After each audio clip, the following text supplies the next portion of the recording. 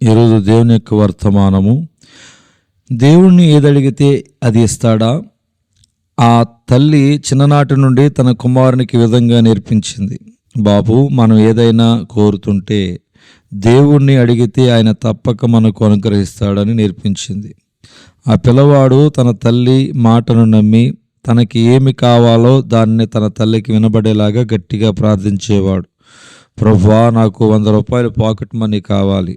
ఆ తల్లి 100 రూపాయలు పాకెట్ మనీగా ఇవ్వకపోతే అప్పుడు ఆ పిల్లవాడు, మమ్మీ, ఏది కోరుకుంటే అది దేవుడు ఇస్తాడన్నావు కదా, మరి నేను 100 రూపాయలు అడిగితే దేవుడు ఎందుకు ఇవ్వడం లేదు అని ప్రశ్నించేసరికి ఆ తల్లికి దిక్కుతోచక తన కుమారునికి దేవుని మీద నమ్మకం ఎక్కడ దెబ్బతింటుందోనని 100 రూపాయలు ఇచ్చింది.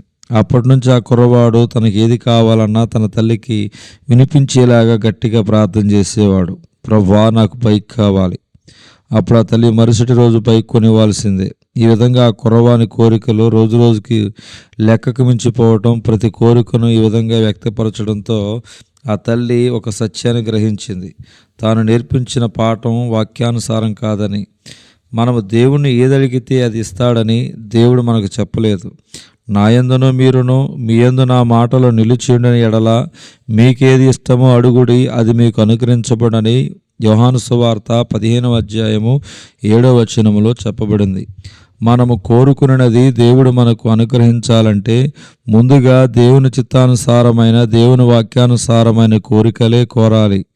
వాక్యానుసారముగా మనం ఏది అడిగినా అది దేవుని చిత్తము గనుక మనకు అనుగ్రహింపబడుతుంది. ఉద్యోగం, వ్యాపారంలో లాభం, జీవిత భాగస్వామి ఏదైనా సరే మనము ప్రార్థించినప్పుడు, దేవుని అడిగినప్పుడు వాక్యానుసారమై ఉండాలి. అప్పుడే మనకు అది అనుగ్రహించబడుతుంది. అది మనకు ఆశీర్వాదకరముగా ఉంటుంది. ప్రభువా, నీ చిత్తమే నా జీవితంలో జరగాలి. నీ చిత్తానికి వ్యతిరేకంగా నేను ఏది ఆశిస్తున్నా దాన్ని నాకు దూరం చేయము. నా జీవితంలో నిత్యము నీ చిత్తమే జరిగించమని మనము ప్రార్థించగలగాలి. ఇంకొక విషయం గమనించండి, దేవుడు మన కోరికలు తీర్చడు, కానీ మన అవసరాలు తీరుస్తాడు. ఫిలిప్పీ పత్రిక 4వ అధ్యాయం 19.